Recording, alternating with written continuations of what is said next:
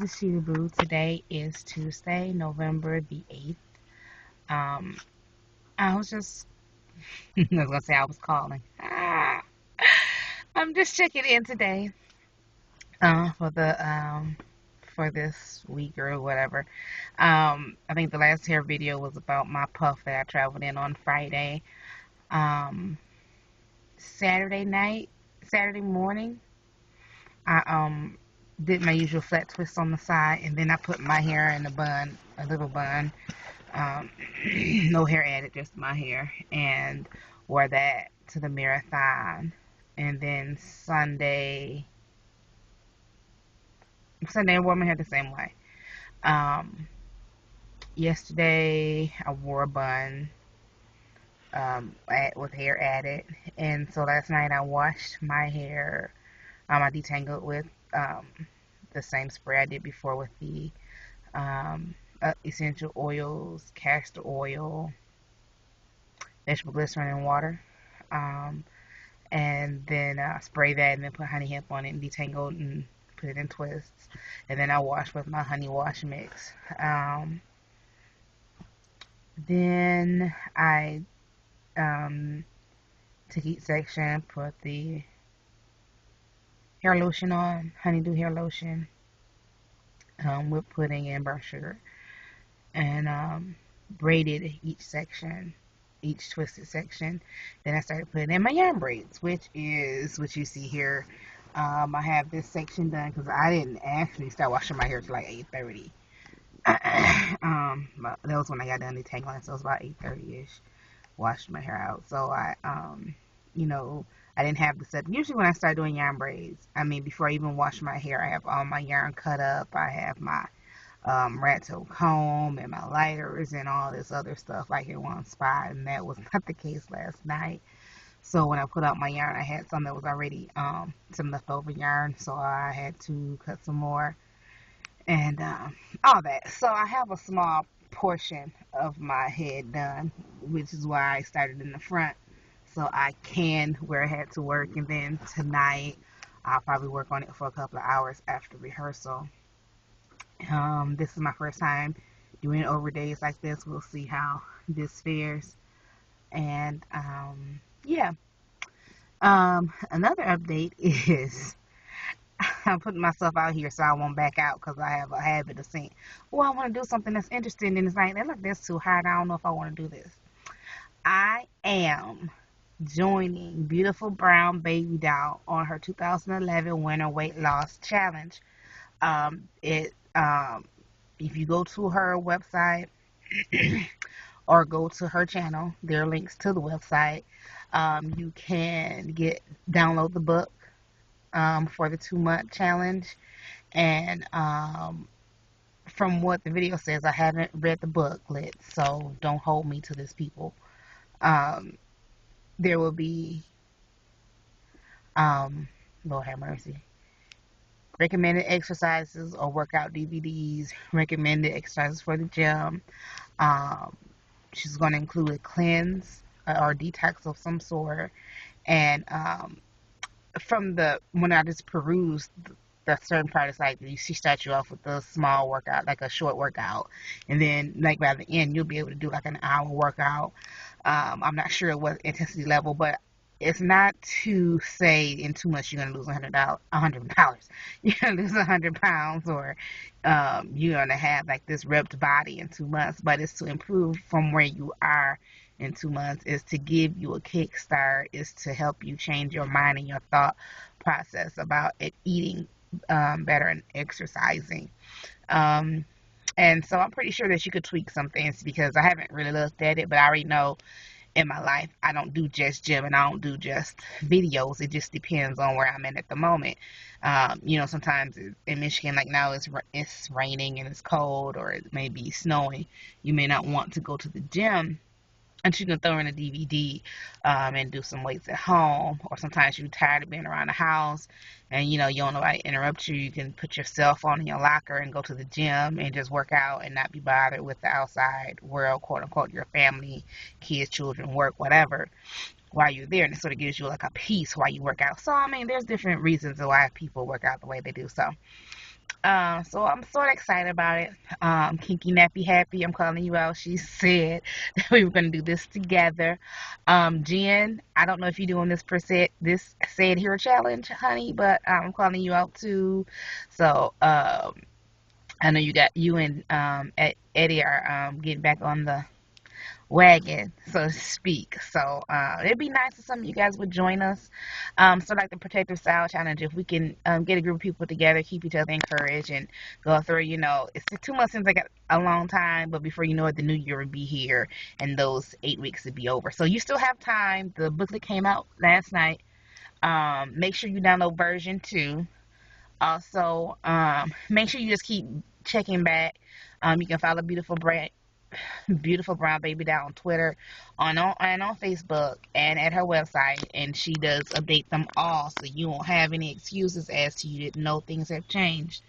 And also this is to help us get rid of those excuses, because like I told a guy at work last week, you complain about what people don't do for you, but if it was something you really wanted to do, you would go after it. When you really want something, you find a way to make it happen. When you want an iPad and can't afford it, you'll be in Walmart putting it in layaway, or you'll be selling your own cell phone to get you the new i4s, whatever that new phone is, and you'll stop eating fast food to get your nails done because you prefer to have your nails done every 2 weeks when your budget is short. You'll figure a way to make it happen. So that same fortitude and perseverance that we use for those things, as far as getting our nails and our hair done and buying this and buying that, we need to take that as far as our health and get rid of the excuses. And I'm talking to me too. We make ways to do what we want to do. So instead of waiting for someone or God to come down from heaven and say be skinny or lose weight or be ripped, or to wake up one morning and just feel like I can work out like a mad woman and then be ripped after 24 hours, is not so. You need to put the work in.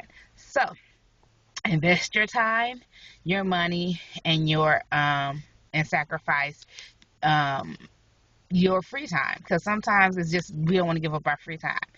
I like watching CSI at night. I like watching Criminal Minds. I like watching Unforgettable and Person of Interest. I like my shows. That's what I do. I like my shows.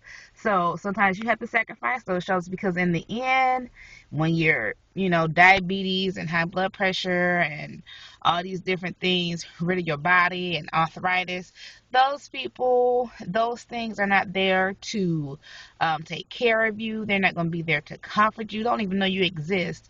I was watching my timeline about the Michael Jackson verdict. I can guarantee you that a lot of people spent more time following that trial and concerned about Michael Jackson's death than they had put concern in balancing their checkbook, balancing their budget, putting interest in what their children are doing in school and raising their children, and becoming more in tune with God or whatever in their life, that they keep saying, well, I need to do this, I need to do that, but they never find time to do. And it's because we're focused on other people and other things that are not a priority. And I think I just spit all over my coat. That's funny. But anyway, I just wanted to put it out there, because sometimes we always talk about stuff. We just talk about it, and we're never being about it. But we have all this time to invest in Michael Jackson, and no matter what the verdict is, he ain't coming back.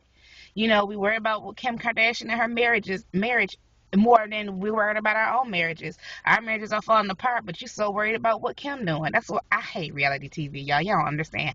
I hate it. I think it's crazy, because it's not even real. A lot of that stuff is dramatized and over dramatized, and most people don't even behave that way. But as a nation, Americans has taken this overt exaggeration of our reality and applying it to our lives. And it's crazy. And we wonder why our kids are acting a nut, and they're 12 and 13 and trying to be 20.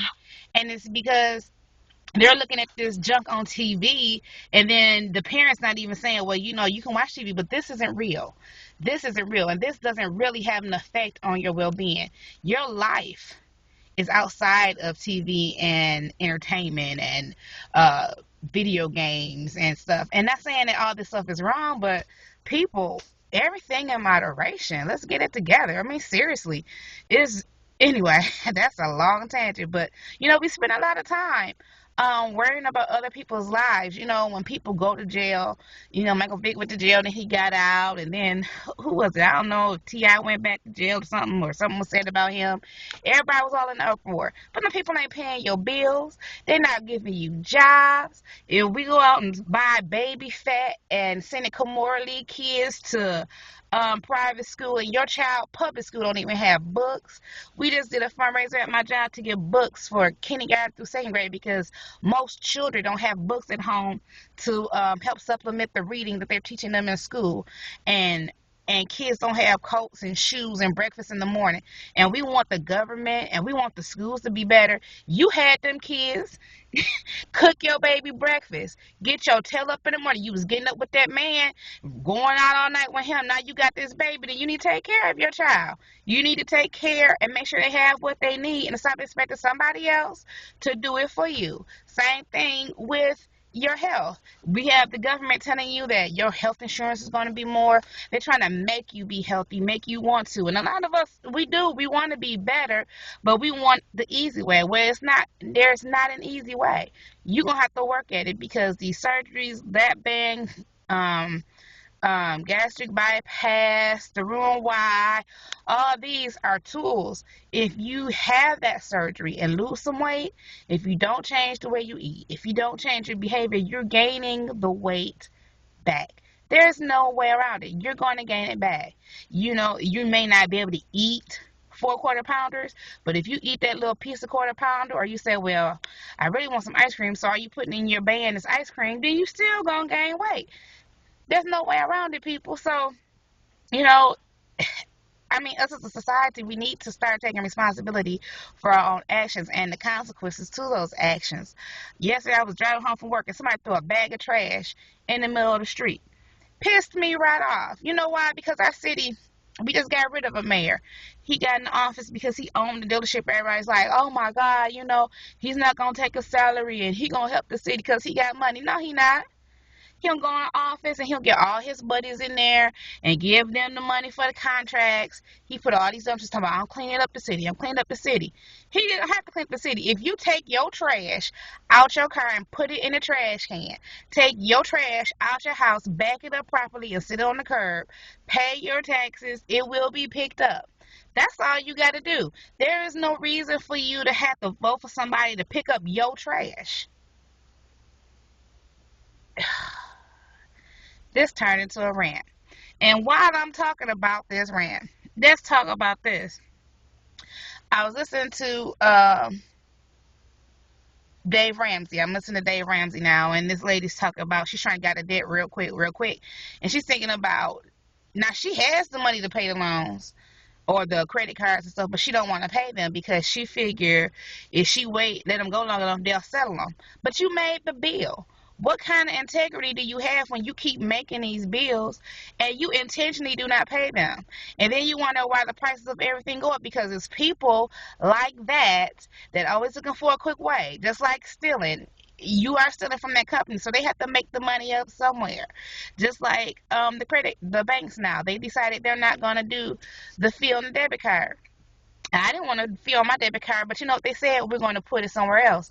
So either way, you're going to pay the fee. If it ain't going to be on the debit card, it's going to be in your finance charges. That's why when you go to look at your cell phone bill and you got a $50 cell phone plan, you got $30 in all these little fees. You got the 911 fee for the state and the local. You got the taxes on the fee. And then you got the fee for this and the fee for that and the fee for this and the fee for that. Because people are bootlegging every kind of way. Anyways, let's go back to the beginning. I'm asking you all to join me on this challenge because I'm really working on me, because I can't make anybody do right, but I can be an example to somebody else, and I can encourage other people to take responsibility for their health, take responsibility for their money, take responsibility for their spiritual growth or lack thereof. Just take responsibility. And taking responsibility is not just whining, oh yeah, I know I do this. Yeah, you know you do it, and if it's not right, then do something about it. It's like, oh, I know I stink. and then you just lay in the bed funky all day. No, get your butt up, get in the shower, get into whatever you got to do, throw on some deodorant for your booty, as Medea say, and get it together. Dang, this is a rant. I didn't know I had all that in me this morning, y'all. But I'll talk to y'all later. Join me on this weight loss challenge, and we're going to have fun together. Bye-bye.